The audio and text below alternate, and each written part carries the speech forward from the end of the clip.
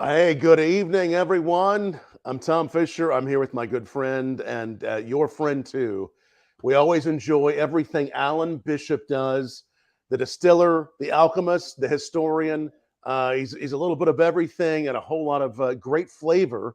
The palindrome. We're going to be tasting this, aren't we, Alan? In a few Yes. minutes Yep. Smoked apple brandy, man. from the spirits of French Lick. But before we do that, I mean, obviously, I haven't cracked it. I'm going to do what we say, unbottling and unboxing here in a moment. But I'm sipping a little of the Old Clifty, and always enjoy this Hoosier apple brandy. Absolutely, man. That bottled and bond has done well for us Yeah, too. So, this is some great, and this one's always available, isn't it? yep. That's a full-time product. Throughout the year. So, Mhm.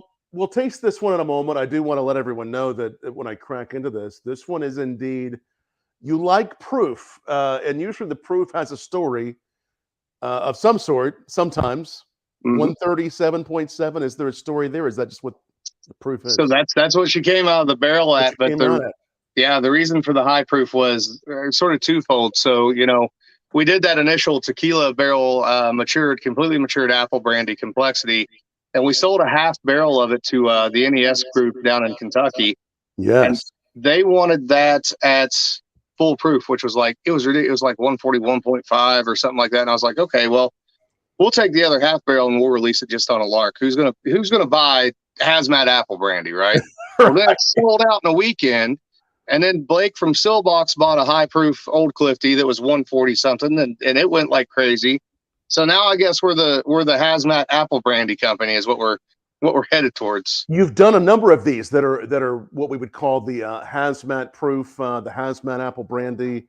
And again, the first group that did it with you was called what from Louisville? The NES group is who they were, is the first ones Anyway, that did that with us. So, and then the other reason for the high proof on that one is because that is finished in a an Islay barrel, smoked Islay barrel. So I wanted to treat it a little bit like some of the higher proof expressions of say Lafroig or something like that, where it's almost like an extract, and add your own water, choose your own adventure, if you will. exactly. And again, we are live with Alan Bishop. I see quite a few people just joining us. Take a moment, like this video, share this wherever you're watching it, share it, and tell us below what are some of your favorite spirits from Spirits of French Lick. I know a lot of fans are watching that already love your whiskeys, your brandies. You just released 2 single barrels this past week or two, right? Yeah, a couple weeks ago we released the first one was what we call Hindostan Falls, which is a geographic location and an old town here in southern Indiana, over in Martin County.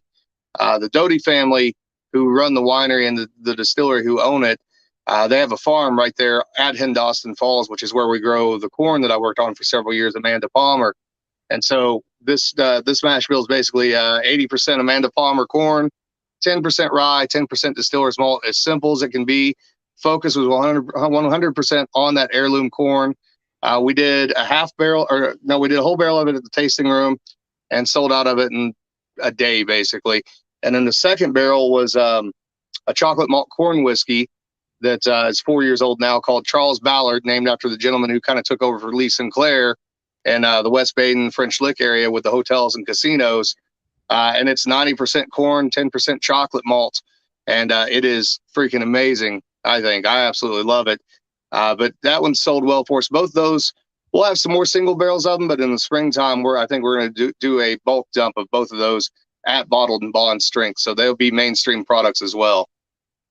So again, tell us about which sounds really interesting. It's again corn and then a little bit of chocolate malt. This was Mhm. something pretty new for you, then, right? Yeah. So that was we did that. I don't even remember why we started that. I think because my initial thoughts on it when we did it maybe 5 years ago was the first batch of it. We try to reuse our oak and be conservative with our oak as much as we can because we make so many different products. There's a barrel shortage. Barrel shortage has been coming and going for the past few years. So anytime we can reuse oak for a product and have an innovative product that plays off of our flavor profiles, we want to try to do that as much as possible. So I think really the motivator behind it was I love mellow corn and I love what the Iron Root Republic guys do Right. as well, but there's not a lot of corn whiskey out there. And we tend to be an off premise brand. In other words, people are drinking us at home, not necessarily at the bars, right?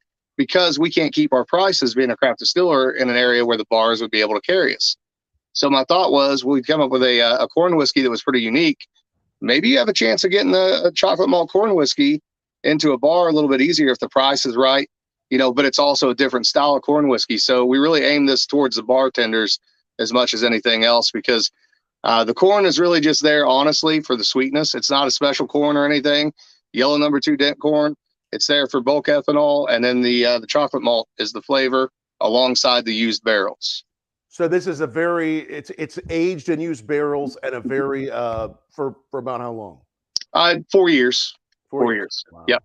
That sounds so good. So again, just a little touch of that chocolate, along with that lighter note. So many great releases that you've been doing, and more to come. Any coming in the next month or so? Yeah, we've got. I don't have the list in front of me. They remind me because I forget what I bottle and what I do sometimes. So they have like a running list of like specialty barrels that'll be coming out in the tasting room this year.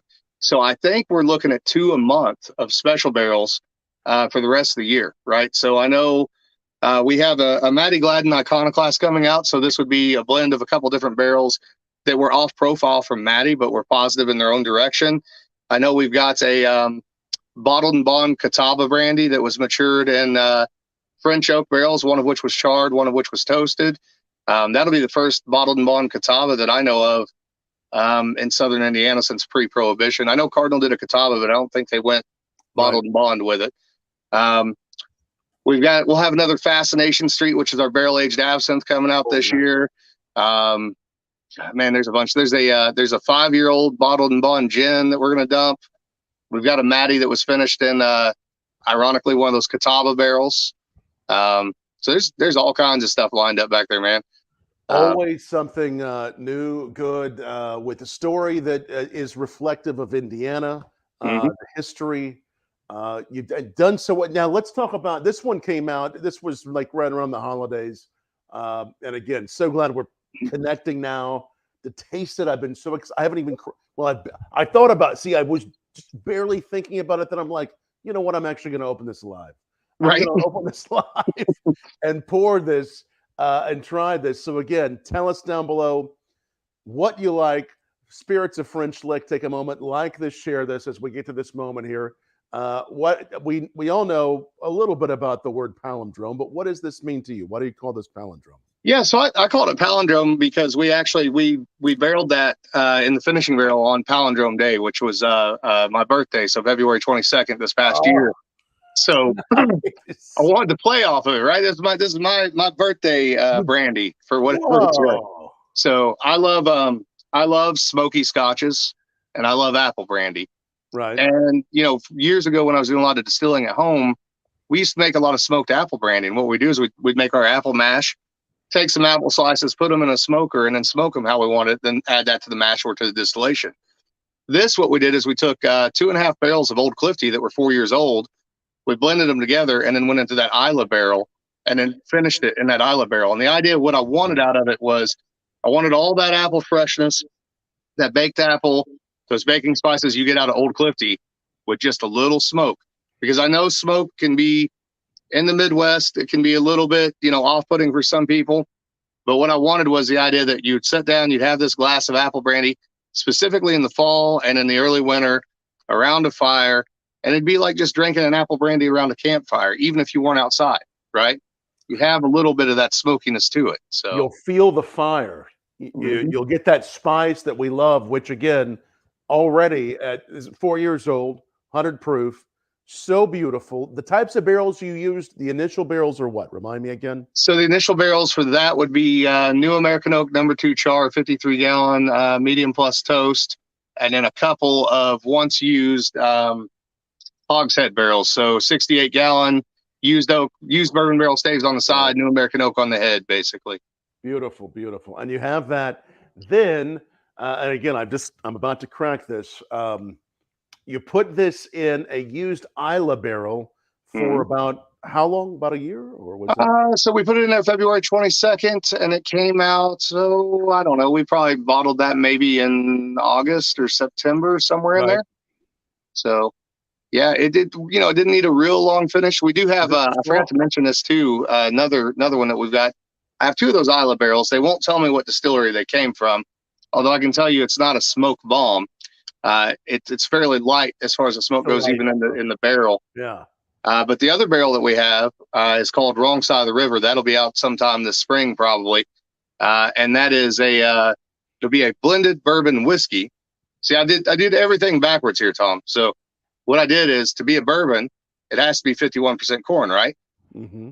But to be a blended bourbon whiskey, it only has to be 51% bourbon, which means that technically you can use the word bourbon, even if, say, a blended bourbon whiskey might actually have more rye grain in it than it does corn. Wow. So then that went into an Isla barrel as well to get the smoke into it, right? Because there's nothing people hate more than playing off the name bourbon and then adding smoke to their bourbon. So I'm going all out. Well, I like it. I like it a lot. This is again, this is going to have some, and I'm going to go ahead and just pour a little of this. I do have an ice cube. Again, this is at 137.7 proof, right there at barrel proof. Brandies can get pretty high proof, right? I mean, that's part of the beauty of this, can't they? Yep. Tell me about that. Yeah, they can definitely go high proof. It's just that nobody really bottles them at high proof. You know, I don't think anybody realized that there was a market for it. So, you know, we treat our whiskeys differently, our bourbons differently, and our rye whiskey in particular, in that we go in the barrel at low proof. We go in at 105. Right. And they'll, depending on which warehouse they go into, they'll either drop proof, so they might come out at between 98 and 102. Yeah. Or they'll raise proof and maybe come out at as high as 114. But the brandies all go into the barrel at still proof. So they're all going to be plus or minus 135 proof, one way, the shape, form, the other. And the reason for that is because we're trying to hold on to as much of the volatility, the aroma of that fresh apple that is what we can. Going in at a lower proof, we'd blow a lot of that off and we'd lose it to the barrel.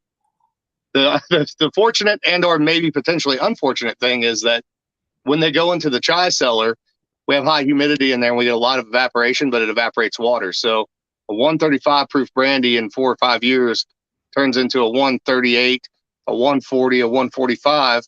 But again, we kind of made a market for hazmat apple brandy where one didn't exist before. So you're the hazmat brand. I put some water on top of this just to really dissect more of these notes. I mean, this is the smoke, the spice. I mean, this is so complex. This is so different. And you get the Isla, but you get so many. It's like the Isla barrels took it and they gave the smoke, but they also added some other really rich, just chewy flavors. Yeah, it thickened that. I mean, the brandy's already thick as it is because it's pot still, but that really thickened that brandy up a lot. It seemed almost brought. So these Isla barrels, by the way, I should mention this. Yeah. These were originally sherry casks is what they were. Okay. So I don't know how long they've sat in the bodega. I know that they were in Isla for 19 years. So we're talking barrels that were probably 40 years old, if not older, pretty easily. But they definitely thickened up everything about that brandy. The mouthfeel, the aroma, the contrast is really a lot of it. The contrast between that smoke and that sweetness from the apple brandy. It works really well. It becomes its own flavor in a lot of ways. And the only time you really get a lot of that smoke out of it is if you put some water on it, or like where you added the ice cube. And that's not going to offend me at all, anybody adding water to it. That's why I did it at that high proof, because again, choose your own adventure, right? Find where you like to drink it at and drink it there. We're probably pretty lucky that we ended up being able to have any of that to bottle, because I know myself and my still hand hit that barrel pretty hard when it was sitting in there. And anytime we had, a guest on a tour that was kind of somebody in the industry, that was the go-to barrel. So this really is something so remarkable. It has those again, the smoke. It has this creaminess. You mentioned the sherry barrel. So what you're saying is this sat on Isla for 19 years. This was originally a sherry barrel, or where did it go then? Yeah, it would have originally been a sherry barrel, and I don't know for how long it would have been there, and then it would have been shipped to Isla and been filled with Isla whiskey. Wow. So I can tell you this: wherever they set at, you can tell these barrels are old by the type of banding they have. Honestly, it wouldn't surprise me to find out that those two barrels might have been made in the 60s or 70s pretty easily, if not even a little earlier. Just to see how old they are. Yeah, and I've got some pictures I think on my Facebook, but I'll take some. Oh, Actually, the yeah. apple brandy, when the barrel for that is sitting in my yard right now. Okay. I brought that Well, that one I brought home as a trophy. oh man. And So you learn a little bit of, and then when you're dealing with a barrel broker, you can learn a little bit. They can't always tell you everything, right? right, yeah, they wouldn't reveal where they came from as far as which Right. distillery. I wish they would have, but again, I think I have some ideas about where they probably came from, and I think people that are into Isla whiskey, they're going to have a pretty good idea when they smell that and they taste it where it may have come from. So So we're thinking, is it one of the, you think it may be one of the big ones like the Ardbeg or the Lafroig? You think it may be it's one not of those? Lafroig for sure because it's not heavy enough to be Lafroig. It might be more closer to the Ardbeg sort of. Yeah, that's Yes, kind of what I was very wondering. much so. Yeah, Yeah, it a little has some more of that. relaxed, a little more not nearly as iodine, not as pungent, and again, to me, it almost Right. even comes off like a Wow. campfire sort of note. It is. It has that campfire. I mean, I'm feeling, even after, like we said, in Indiana, Southern Indiana today, we had 60-degree weather. That's still, for a campfire after that kind of night, this is perfect.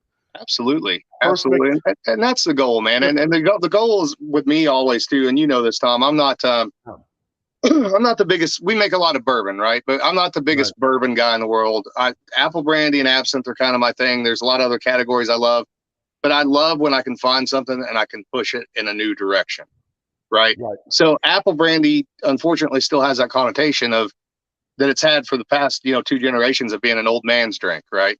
People Yes. don't think of it as being something that's sexy or attractive or interesting or intriguing, although even of its own accord, it can be. But when you start adding new elements to it and putting your own spin on it, you can certainly start seeing what the real qualitative thing is behind apple brandy and why people should be interested in it. So, Yes. No, you really can. You absolutely can. Well, and whether it's sexy or not at 137.7 proof, it gets sexier the more you drink it. it does. You get 2 or 3 glasses of that, and it's just going to be on.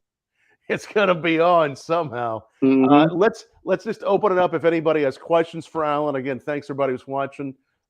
Questions about anything else from Spirits of French Lick, please ask away, or again, just tell us what you are sipping and what you're enjoying tonight. I'm loving this, and you think you may have another release of this or something similar next year. Yeah. So what initially happened with that release, because that became a whole thing there for a minute, was I think they had planned on actually releasing like 30 bottles every weekend for a month or whatever it was. My Right. initial original plan was I wanted to release this in September because September, October, November, December seemed like a good time for me for that. But it was so hard getting bottles and everything and getting labels after that. We're still having problems with that stuff, right? Right. That we couldn't make it happen, unfortunately. So I think they were going to limit it to 30 bottles a weekend from whenever they started, New Year's or whenever it was, up through the end of January. So I don't know how long this will still be setting in the tasting room after January, but I know we set a portion of it back to also be released next fall because it's important to me too. It's a one-off thing. It's an interesting thing. And it's, to me, almost a seasonal thing. Don't get me wrong. Nothing wrong with drinking it in January, right? Or February, March, whatever. But I feel like that September, October, November, December window, I want there to be some available next year so people can sit down with it in that time frame and really understand what I was going for. Beautiful. No, we're looking forward to more of these. I almost get this wonderful kind of there's this touch, and maybe it's that kind of creaminess from the sherry, the brandy. There's this touch of kind of a beautiful, like elegant creme brulee on this, just a touch Yes. of this, but with a thicker caramel. Mm-hmm. And Um, so nice. a little piece of that might be, and I don't know for sure. I can't prove that this is what caused that, but one of those 3 barrels did use yeast strain that we pulled from Spring Mill State Park. And that Wow. particular yeast strain has got some really interesting, almost like Ceylon cinnamon characteristics to it, and it has a really interesting mouthfeel that it also creates. And I suspect that might be contributing some of that as well. I know I'm gonna have to get in and pull some of those other barrels and see what they're doing for sure. So we've got a pretty good little collection of apple brandy barrels right now. So you have to come up and drill some barrels sometime soon. I want to, and I tell you, I'm realizing, and I think I saw it a moment ago. Alan is wearing his Cobra Kai shirt tonight. Yes, I am. And we were fortunate enough to have Martin Cove and Jesse Cove on not too long ago. Yep. I enjoyed that. Yeah, thanks, man. I think those guys are going to be back with us. So next time we may have to send them a little bit of your whiskey to taste as we talk to them. So I'm wondering, thinking Cobra Kai again. We enjoy Cobra Kai so much. If this was going to be in a match, right? The Palindrome. What would you put it up against? If it was going to be in a Cobra Kai kind of match, if the final episode of the series, what do you think? Man, so I'm going to be really selfish here, and I'm going to put up against one of my own, because my two favorite things I've made so far are that, and then the other, we have a product that's also very limited called the Whiskey Witch, which is it's an old school take on basically pre-Irish and pre-Scottish whiskey. So it's oats, wheat, and smoked malt from Indiana with Indiana peat. And it almost has these kind of botanical characteristics to it. This big, round, almost licorice leaning, sometimes lemongrass sort of characteristic. It's so weird. But those are the two I put up against one another for sure, because Whiskey Witch. The Whiskey Witch, yep. And again, it's a brandy or a whiskey? So it's a whiskey. It's a whiskey. Okay, it is a whiskey. Yep. We named it after a group out of North Carolina, Whiskey Witch Nation. They've done a lot of business with us, and so it's we've released one of them in the tasting room. I think we'll do another one this year. There's two variations: one that's been matured in used oak, and one that's been matured in new oak, and they're both night and day different from one another. But it's kind of like, I call it my bonus character, my hidden character, right? So it's the heavy firepower. Like if people go, well, what would you like to see craft distilling become? That's the one that I pull out, and I'm like, this is where I would love to see things go. Excellent. So this could be a very serious battle between the Whiskey Witch and the Palindrome. Hopefully, no injuries that go into the next season. They both probably duking out and probably end up. And no high school fights. What's that? No high school fights. No high school fights. No, we don't want to see anybody fall off the. What was that? Three stories up. Yeah. That was I love that. I love that show. Absolutely, Tom. So I got that like whenever YouTube Red first had it. Like I bought it when I was at the distillery. I was like, I watch a preview. I'm like, I have to watch this now. Watch it. I love it. I watch it every time it's on. I will tell you that high school fight. I told my wife when it happened. I'm like, they jumped the shark, right? But they immediately turned around and pulled it back. I'm like, all right, it's under control now. So right. Such a great show, and it was even during the holidays, even way after the last season, well, the most recent season was released. People were binging it, and it was trending. I mean, we're loving it still. There's so much nostalgia there, but there's also a lot of modern talent on there. There's a lot of great actors and actresses on there, and it's just good storytelling. So many good ones. The next season, they say, will be the last. From what they're saying, who knows? But bring back Julie Pierce. Bringing back everybody they can. Julie Pierce too. Yep. Amazing stuff. Well, I'll make sure I put this up here so that everybody knows where to go. spiritsofFrenchlick.com. And of course, if you're traveling through Southern Indiana, you will have tours. You're not too far from, if people are visiting Kentucky and visiting distilleries there, you're close by, aren't you? Yeah, you're within and if you're in Louisville, you're within an hour and 5-minute drive from Louisville, Kentucky, and it's a nice drive. You can come up, drive through the country, look at the limestone, end up in French Lick, West Baden. We've got some great restaurants, we've got the casino, etc. There's plenty to do up here, train rides and all that stuff. And I'll put this out there too, because I got to pick on him a little bit. I got a new assistant distiller named Justin Whaley, and I'm kind of we were making Mr. Miyagi jokes about that relationship the other day, but he does a lot of the tours now, and I kind of follow him around on tours and pick at him a little bit. But listen, he's a great tour guide. But any of you that come to the distillery, make sure you ask all the hard questions. Ask all the hardest possible questions you can of Justin Whaley, because it's part of his training. You want to see if he can answer them. I do. Yeah. I absolutely do. Yeah. Make sure you ask him. There's a picture of an old distillery when you walk into our still room. Make sure you ask him about all the details in the picture, all of them. Yes. Well, I will. I will. And is he answering the questions pretty well so far? Is he He's doing a doing a pretty pretty good good job? job. I throw him off every once in a while. If I get a group of people in there that I don't know any of them, and I just happen to have overalls on that day, I created a character named Jeff Chad. And Jeff Chad is he walks around with an oversized coffee cup, and he just asks the dumbest questions that he can ask. Just the dumbest question. He has nothing positive to say. Nothing. He has an accent, the whole thing. So I love it, man. No, I'm looking forward to seeing you soon. Can't wait to meet Justin, taste some more whiskeys and brandies. And again, if you didn't get, this was fairly limited bottling. If you didn't get one of these, be watching for it. When can people find this one again? So I think that one is still out in the tasting room right now until the end of January, Okay. I believe, All right. is what they're going to do. So, and I may even be wrong on that. Hell, I don't know. Sometimes the telegraph wire doesn't make it from the front of the house to the back of the house, or I'm not paying enough attention or something. So, but I think it's still out right now, one way, shape, form, or the other. So, and I highly suggest getting one. And I'll tell you what, Oh yeah, it's so good. it's excellent in cocktails as well. So, easy.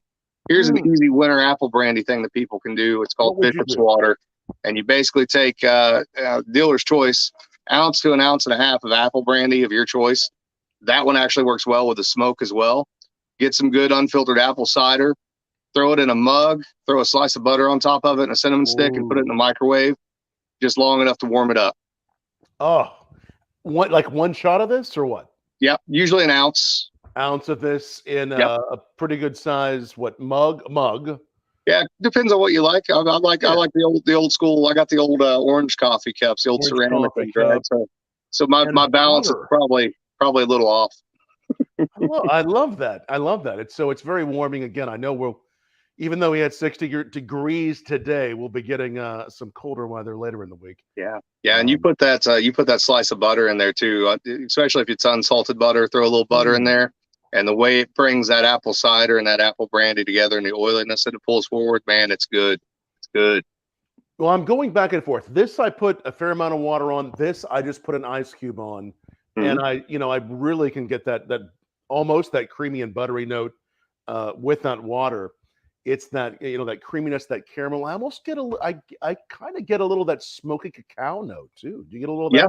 Yes, absolutely. And that's one of the interesting things about the other barrel that we have that is the blended bourbon whiskey, the wrong side of the river. It's setting a little longer, right? We're going to take it out till we get back into warm weather. And that cocoa note, the cacao note, is very much more pronounced in it. And it's done some interesting things to the whiskey, because the whiskey that we blended was a barrel of Lee Sinclair, a barrel of the Morning Glory, which is our buckwheat kasha bourbon, and then a half barrel of 95.5 rye, right? But you're getting that kind of cacao note there that also has a little bit of that Morning Glory, has kind of a chocolate peanut butter thing already to it. Oh yeah, man, it is becoming insane how rich that whiskey is turning out to be. And that's still aging right now. Yeah, that'll definitely be out in the spring. Actually, matter of fact, I think we're going to bottle it this next week. So then they'll have to get labels for it. So I would say February, March would be my guess. So, and if I get some more of those Isla barrels, man, I'll buy all of them that I can get. You do a fairly limited release every month or two, don't you? Yeah, we try to keep something in the tasting room. Like I said, for the rest of the year, we're going to try to do at least 2 a month of just odd things. And the other thing we started doing too is we have we call them misfit bottles, right? So you have when you ship out to other states, there's certain states that you can't send partial cases to. They won't take them, right? Right. And you're not legally allowed to do that. So we take those basically leftover bottles. If you have 2 or 3 bottles, a bottle of something, whatever, wherever, we can't say what store that it was sold to, but we switch the label out to where it says, that's exclusive to the tasting room, whatever. So there's a barrel head that sits there that has these misfit bottles on it from leftover bottles from single barrels that went out all over the United States. And you never know, they're all going to be a unique expression of Lee Sinclair. There may be one, or whatever product it is, there may be 1 bottle there may be 3 bottles there. You never know. Incredible. So these are the misfit barrels. Yep. Misfit bottles. Yep. That's what we call them. So they're just, they don't have a home, and they don't need to be sitting on the shelf back in the distillery. So it's better that they go out to people to enjoy, one way, shape, form, the other. So, We are going to do, and I get a lot of questions about this. We released a 1 or 2 single barrels, not last year, the year before, of a product called Lost River whiskey, which is a multi-grain bourbon whiskey, and it's 7 different grains. And I know the one barrel ended up in Texas, and some of the local folks got a little aggravated about that because it's named after a local, geographical region and all that stuff. I do think that this year you'll probably see 1 or 2 barrels of the Lost River make their way into the tasting room. Okay. And it's coming along. It needed we had that one barrel that was really good that went to Texas. The other barrels, we didn't make a whole lot of it, but they needed a little bit more time. When you start dealing with 7 grains at one time, it takes a little while for that integration to really kind of get going and get where you need it at. So, but these were only Texas originally. Yep. Just the 1 barrel to Texas. I think there might have been 2 barrels. I don't remember. I know I got a bunch of angry emails about it. So, well, and again, best way to follow Spirits of French Lick, Facebook, Instagram. Go to your website. You tell about all these releases there, right? Yeah, absolutely. And then I'll throw a couple other plugs in here too. Yeah, please. For people who are interested in distilling in one way, shape, form, or the other, I've started a YouTube channel called the One Piece at a Time Distilling Institute. And then I've also started a little bit of a paranormal podcast with my wife called If You Have Ghosts, You Have Everything. And for all that kind of stuff, anybody wants to keep up with it, you can check out the alchemistcabinet.com. And that's got links to all the things that I work on, various different things. Throughout tonight too, I got super excited. Right before I jumped on here, I was on Distillers Talk podcast with Christy Atkinson, my co-host on there, and we interviewed Chip Tate, which was real exciting. So is that already up and out there? Not yet. It will be. It was part 1 of what I suspect is going to end up being a 2 or 3 part thing because me and Chip were getting pretty geeky about distillation. But he hasn't done a lot of media in the past few years. He hasn't. I know. How's he doing? He's doing good, and he's getting his distillery there. He's doing, building stills right now. Yeah. And I can tell you, he's just as passionate and driven as he ever was, if not more so. Amazing guy. I always enjoy seeing him. It's been a long time since I've seen him, but I'm so glad to hear that that's going to be up. Will we see it on Alchemist Cabinet? So you'll find the link to Distillers Talk on the alchemistcabinet.com, and or you can get it wherever you get your podcast at. It's out there everywhere. So yeah, that's going to be a good one. I know next week we're diving into, I think we're having back on Tuesday, and we're going to dive into brandy next week. So look for 2 or 3 parts to this, but and then I'm going to try real hard to get him and Todd Leopold and maybe a couple of the other real early craft distillers on a panel and do something with them. So I love that. That's a great idea. Yep. Yeah. Always something else to learn, Yes. And again, that will be up on your Distillers. Yeah, Distillers Talk podcast. Distillers Talk. Yep. And the first one you told us about is a new series where you're teaching people how to distill. Yeah, the kind of the fundamentals of distillation, or if people have questions about distillation, all that sort of stuff. We cover any of those things over at the One Piece at a Time Distilling Institute on YouTube. And if you've got questions about distilling, people can reach out to me, and I'll answer the questions to the best of my ability. I had one yesterday from another distiller, and he gave me a call. And I have to admit, I actually didn't have an answer for it. I had no answer whatsoever. What was the question? So it was an interesting question from a distillery that's expanding, and it really wasn't even like a qualitative question. Right. It was they're expanding. They've got big open top fermenters, right? And everybody knows when you go into a big Kentucky distillery or a Tennessee distillery with open top fermenters, the basic question was, how these guys get their ferments to look the way that they do, right? In other words, so people using different alternative yeast or using smaller fermenters, it doesn't look the same way it does in those big fermenters, right? Because you get what's called a cap where all the grain comes to the top, right? Right. It doesn't look good on a tour because it's not sitting there rolling and boiling. And because all my methods are backwards and different, I have no idea how to answer. My response to that was probably going to want to check with Pat Heist on that one. So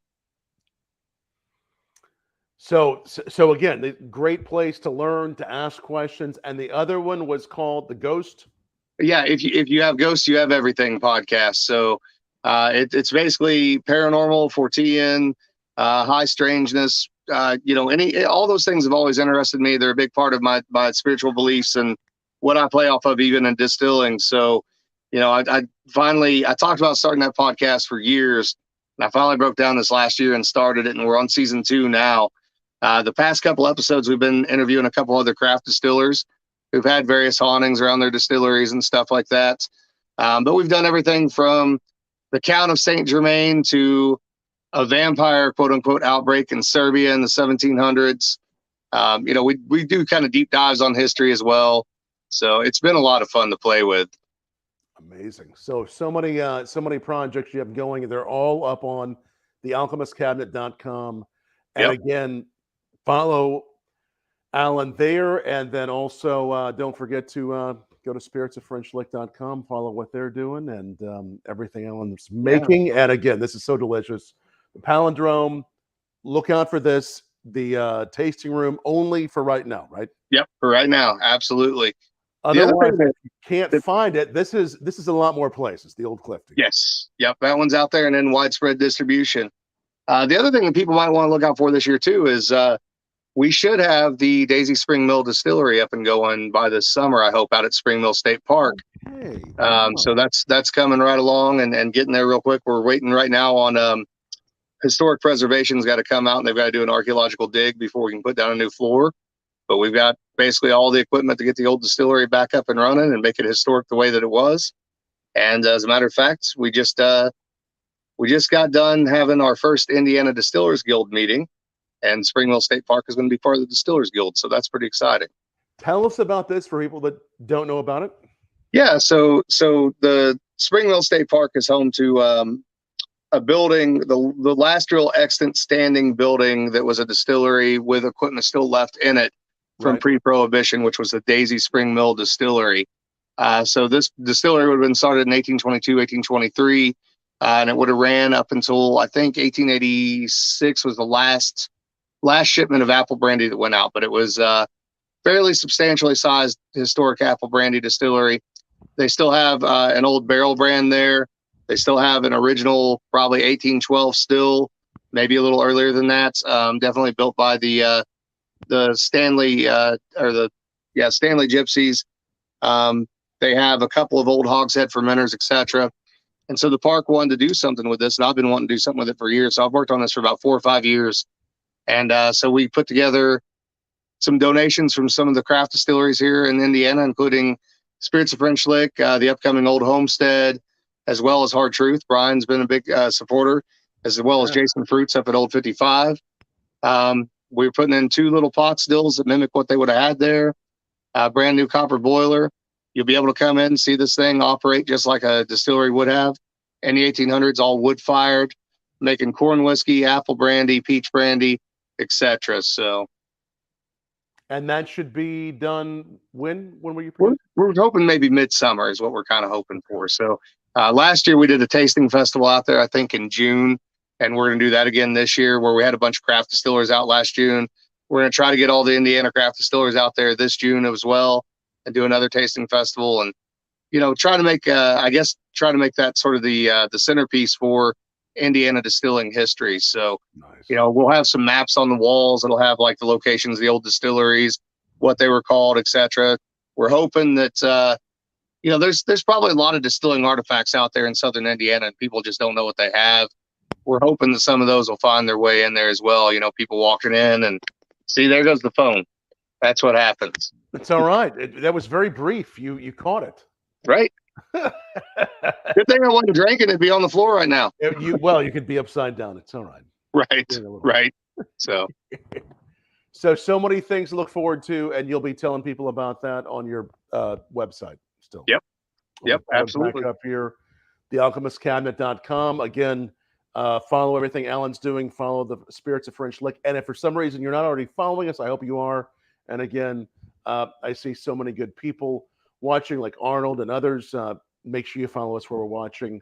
We'll also have up this on the audio on our podcast channels, everywhere you get your podcast. Alan, it's so good to see you. I hope to see you real soon and taste more with you in person. And thanks for the chance to taste the Palindrome with you, man. And absolutely, man. And I definitely, I look forward to having you up at the distillery, because I need people to bounce ideas off of, right? I got it. Tom, sometimes somebody's got to come through and be like, no, dude, that's dumb. Don't do that. Don't do that. So, well, I would be happy to bounce some ideas as we have some whiskey and brandy. I'd love that, man. Thank you. oh yeah, yeah, I look forward to it for sure, for Thank sure. you so much, and thanks to everybody who has been watching tonight. Take another moment, like this, share this, tell everybody about Spirits of French Lick, and make sure that if you're visiting distilleries in Kentucky, Indiana, or you just you're close by or you're visiting, visit Spirits of French Lick. Please do come support us, guys. I like getting a paycheck. Keep it so we can keep that brandy and whiskey flowing. That's right. Listen, those Isla barrels are about $900 a piece. So come on by anytime. And how many of them did you get? Just two. Two. Oh yeah. So well, yeah, what you did with this was beautiful, and it's thanks. so beautiful and just very nice to sip. Put a little ice cube on it, open it up with some water. I can see it'd be a great pairing for a cigar, or like you said, that cocktail sounds very warming. Absolutely, man, and even just having it as as a digestif after a meal. We did a lot. I had a bottle of it here for Christmas, and that was the dessert. That was the Christmas dessert. Yep. Wow. 100%. I can see how that could lead to a long winter's nap. Indeed. Yeah, that's exactly what it led to. Was nappy nap time, buddy. It was over after that. It was done. That is the end. Yep. You guys all have to go home. Not because I don't like you, but because I'm tired. Leave me alone. Go. Get out. Oh, that's great. Hey, Alan, it's so good to see you. Thanks, everybody, for watching, all the fans of Bourbon Blog and Spirits of French Lick, and hopefully we see everyone soon here in the new year. Cheers, Alan. Cheers, brother. Good to see you, brother. You too.